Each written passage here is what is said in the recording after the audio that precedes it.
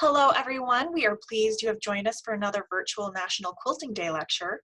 Coming up next, we will have Carolyn Ducey, curator of collections at the International Quilt Museum. I'm Laura Chapman.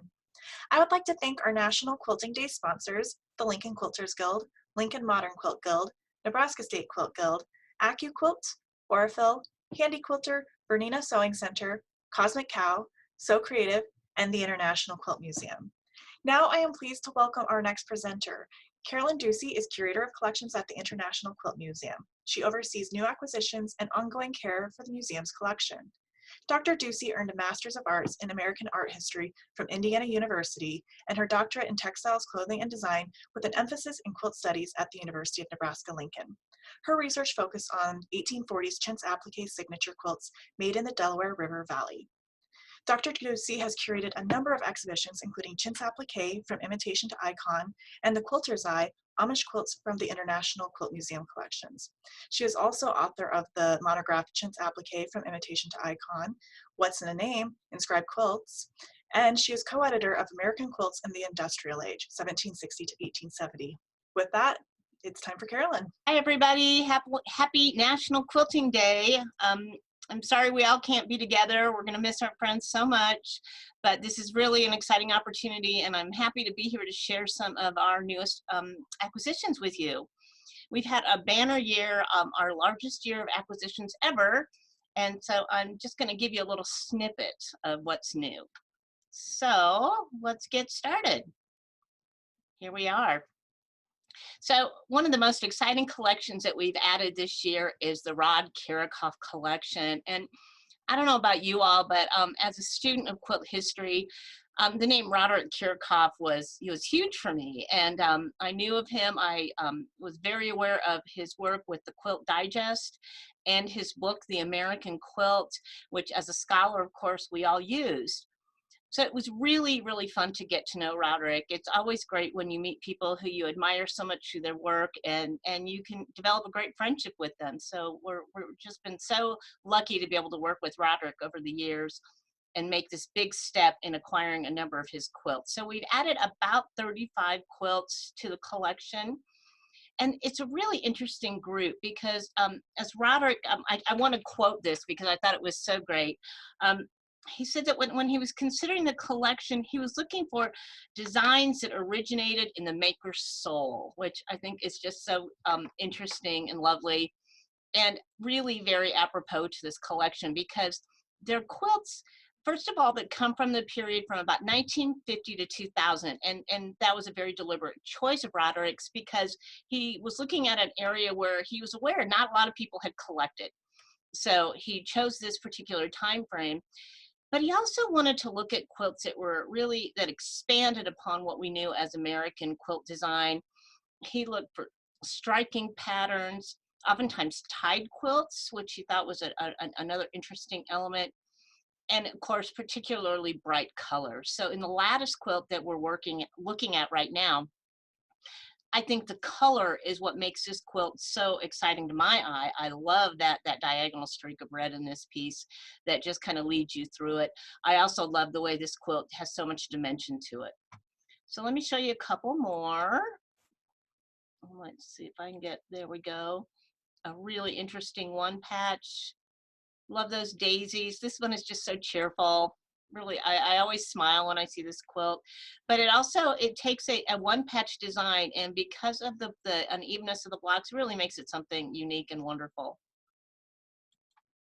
And a string X quilt. When I look at a quilt, I always think about, is it something that really attracts my mind, attracts my eyes? It's something I want to look at and discover, or can I gloss over it? And a quilt like this is one that I find so appealing because you can just look and look and look, and you just keep seeing interesting new things in it. The first thing is that big X at the top in the kind of the gray, blue, and white. But if you look at the block right below it, that's the one that my eye just keeps going back to because somehow the use of that different color background gives it such a three-dimensional quality. We're so excited to have Roderick's collection because the quilts all have this wonderful aesthetic sense to them. And I don't know, just a rhythm and a movement that's kind of irresistible. So we're very excited to be able to add this quilt to the collection, and we are in the process now of just accessioning it and getting these photographs. So you'll be seeing more of these quilts soon. In the last 2 years, and we started in 2017 and 18 to really look at the art quilts in our collection. And because we had 3 wonderful advisors, we were able to really capitalize on their experience and add to our European art quilts offerings. So we have Elizabeth Delacroix and Linda Kolsch, who are both artists themselves, who served on our acquisitions committee, and Gül Laporte, who, like myself, is more of a scholar, but Gül has been involved in the European Patchwork Meeting, just as in one example of a major exhibition she was leading. Really just got to know so many artists in that way, and Gül has served on our international board as well as the Studio Art Quilt Associates board, and she's become an invaluable friend to the museum and terrific advisor. So with their help, I'm just going to go through a couple of pieces. Katrina Flensburg is an artist that we got to know. Katrina actually gave us a substantial number of pieces from her collection that represent her work and the development of her quilts over time. I can never say this name right. I wish I knew how to pronounce it exactly. Billie Doran from the Netherlands. I am so drawn to her pieces. I think she has such a unique vision of her work, and I love the abstract way that she presents it. That leaves a lot of your mind to kind of fill in the blanks, but is still so graphic and so beautiful. And of course, the next one, Genevieve Attinger from France.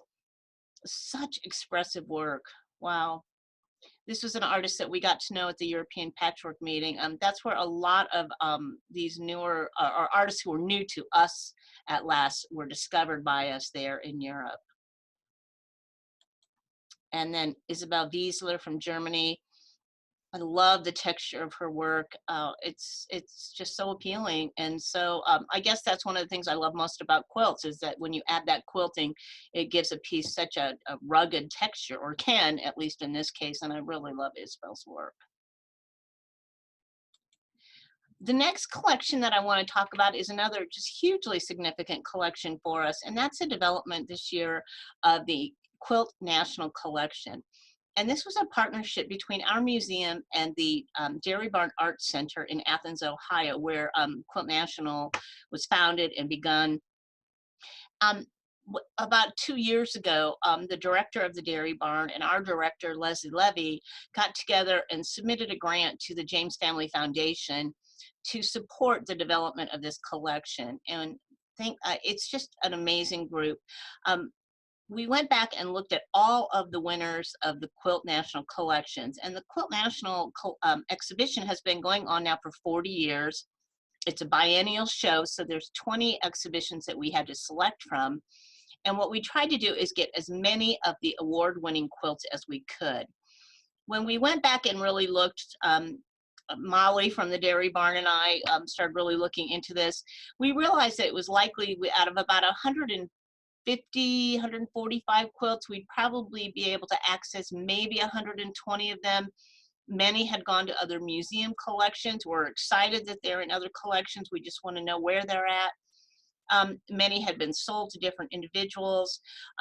So we figured about 120 quilts. What we ultimately end up getting over the first 2 years, and we're still kind of in the midst of this, is about 87 out of that 120 right now.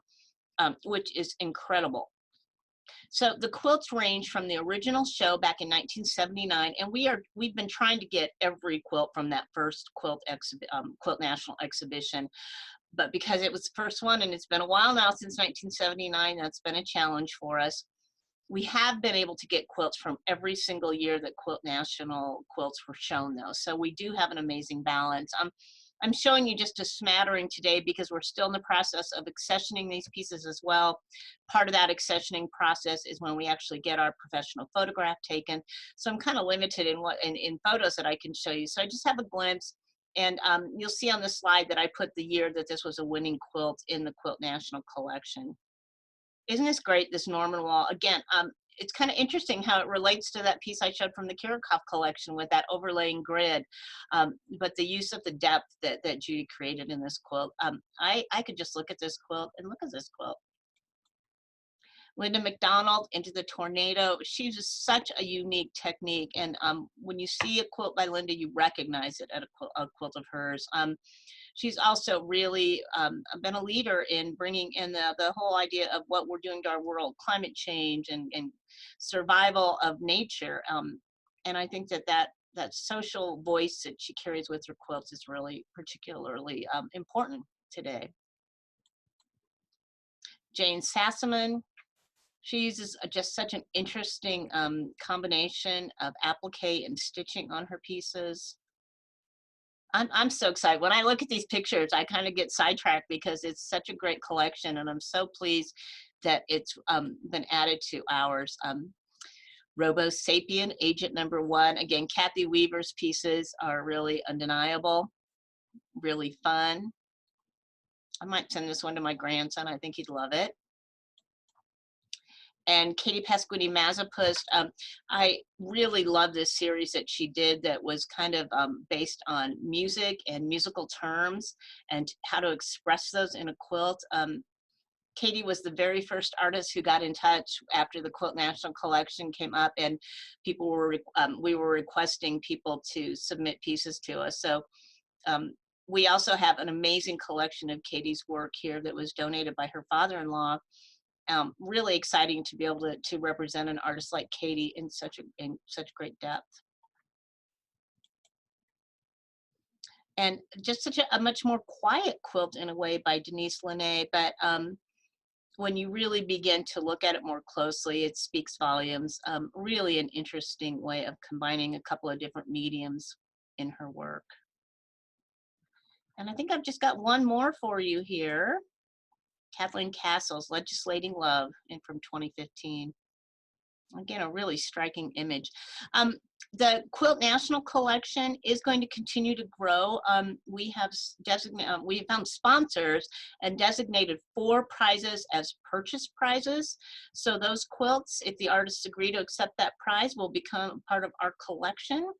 And so we're really excited. The Quilt National pieces not only represent a range of artists, but the fact that they range over time too, and they show some of the trends and the styles that artists were aware of and maybe not exactly following, but those trends really affect their work. And so it's really a great collection for us, and one that I'm really, really proud to have helped develop. So Laura, that's my presentation about our new acquisitions. We have lots more.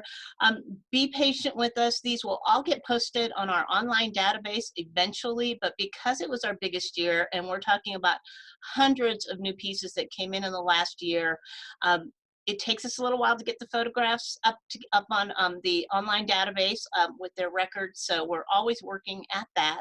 And soon you'll be able to go in and see all of these amazing quilts there and really be able to spend some time with them. Thanks so much for the opportunity to share this, guys. I hope you're enjoying our virtual National Quilting Day.